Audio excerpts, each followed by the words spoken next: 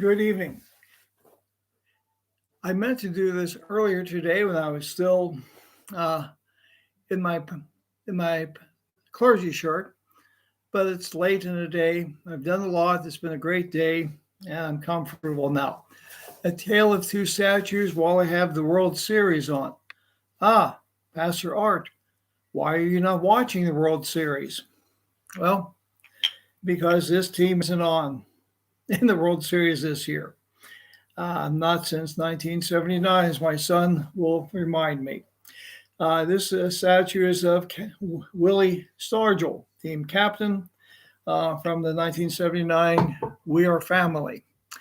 So much for the first statue.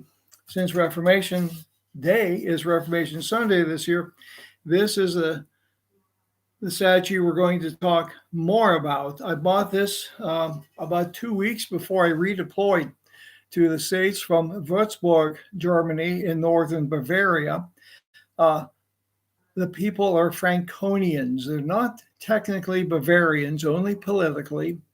It's a wonderful region that encompasses Bamberg, Nuremberg, which was a Lutheran city. The other two not, although there is a Lutheran presence there.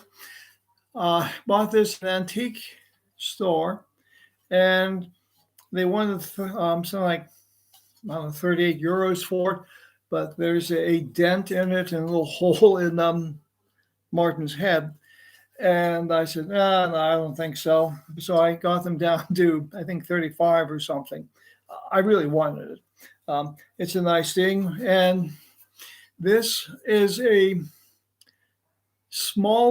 very small scale version of something that came up a lot in the Second Reich.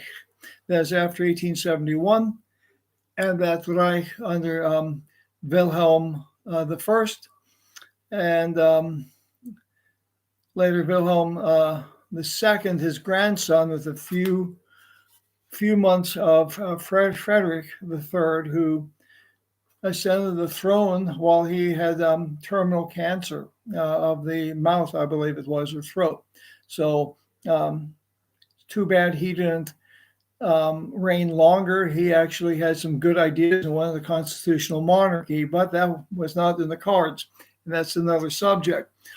Wilhelm I wanted to show he was everyone's Kaiser, so he spruced up a lot of the synagogues in Germany.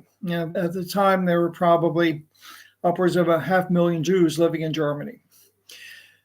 He also gave a lot of money for statues of more of a Catholic nature, statues of the Virgin Mary,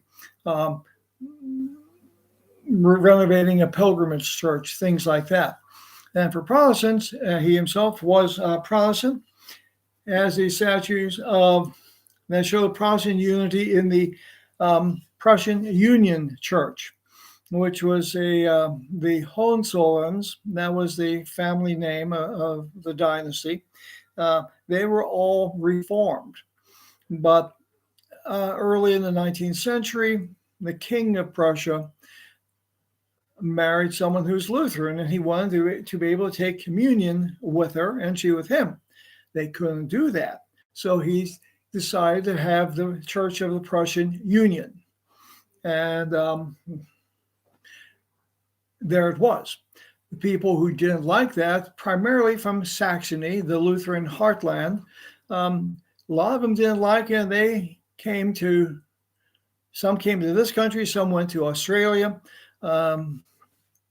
The ones who came to this country ended up in Missouri and founded the Lutheran Church Missouri Synod. Again, that's another story altogether. But this statue of Luther, who is in his professorial robes holding the Bible, here I stand, posture, very impressive looking. And at the base, this gets interesting.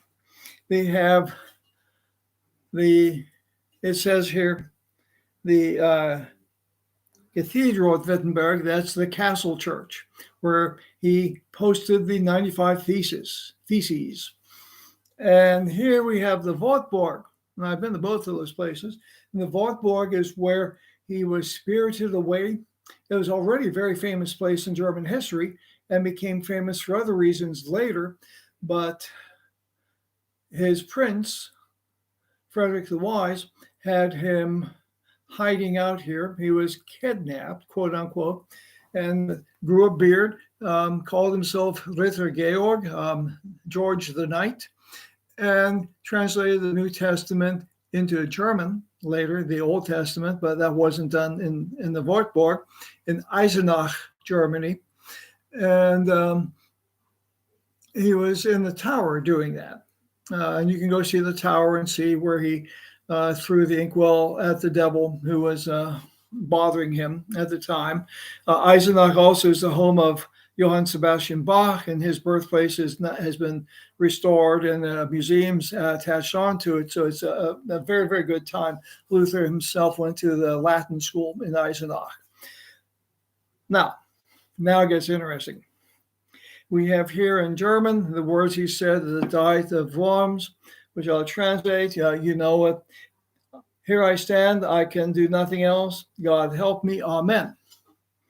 And in the back, ein feste Burg ist unser Gott. The mighty fortress is our God. Okay, nice quotes. Now we have some people, and Luther liked some of them, and some of them he really didn't like, and they really didn't like him. We have Ulrich Zwingli, Zwingli,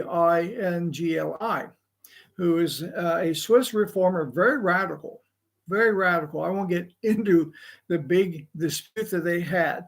They were not friends at all. Zwingli was a very radical reformer. He wanted a complete break. Zwingli, for instance, didn't like music. He would only allow the Psalms to be chanted.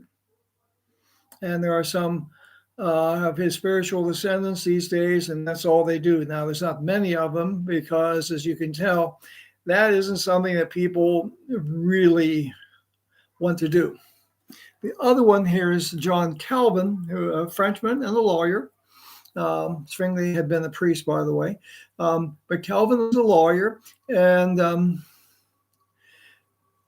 his spiritual descendants in the Presbyterian and other Reformed churches have more or less a nodding allegiance or acquaintance with him. He is influential. He was big on predestination, but there's not as close a tie to Reformed Christians in Calvin like there is to Luther and various types of Lutherans. Even if they all don't agree, there's a real tie to that. So it's interesting. Okay, well, why would someone who's a foe of Luther and someone who was a theological opponent, why would they be on the same statute? Well, the Kaiser wanted to show that he was impartial to everyone, and everyone was all together in one happy nation and in one happy Union Church. In the cathedral in Berlin, there's statues of them with Melanchthon, whom we'll see in a moment. And my observation was it's good that they put Luther and Zwingli very far apart on that. Now, I'm sure it was intentional. Now, here we have Philip Melanchthon, a layperson, the Preceptor Germaniae, the teacher of Germany.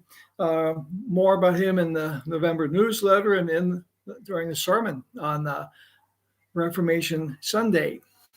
Very, very important figure, a leading humanist, second only to Erasmus of Rotterdam. He probably would have rivaled him even more closely had it not been for the Reformation, and a lot of Melanchthon's considerable talents and time was devoted to theological matters.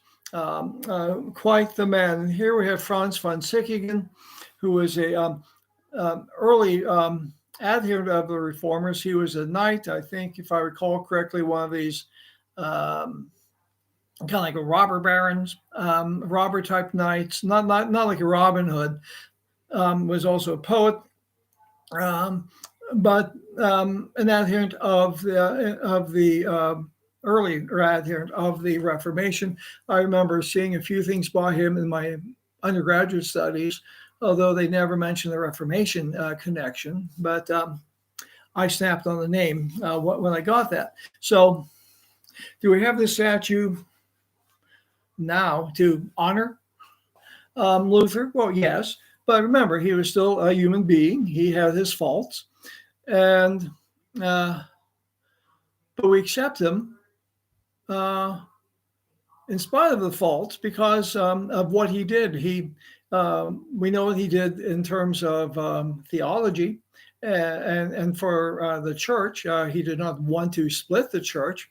Now, remember, when people say, "Oh, Luther split the church," well, the church had been split 500 years before Luther into the Orthodox East in countries like Greece, Russia, Romania, Serbia, other parts of the Slavic nations, and into the Catholic West. So the church was already split. Luther and his followers, including Melanchthon, reached out to the Orthodox. That was part of my dissertation at Drew University. But when Luther posted the 95 Theses, he addressed it to the Pope because he thought when the Pope finds out what people are doing with these indulgences, he's going to put the kibosh on it. Little did Luther realize that Leo X, even by Catholic historians today, is not regarded as a very good Pope.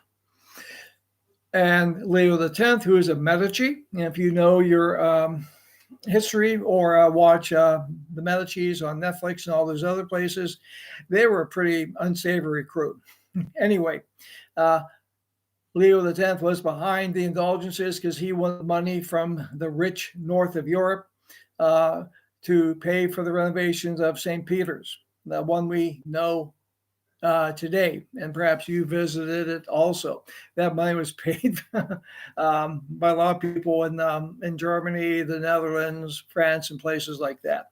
So the statue I have in my den, and you can see we haven't gotten things up in the den yet too much, but the statue reminds us of the great significance of Luther, and also he reformed the German language.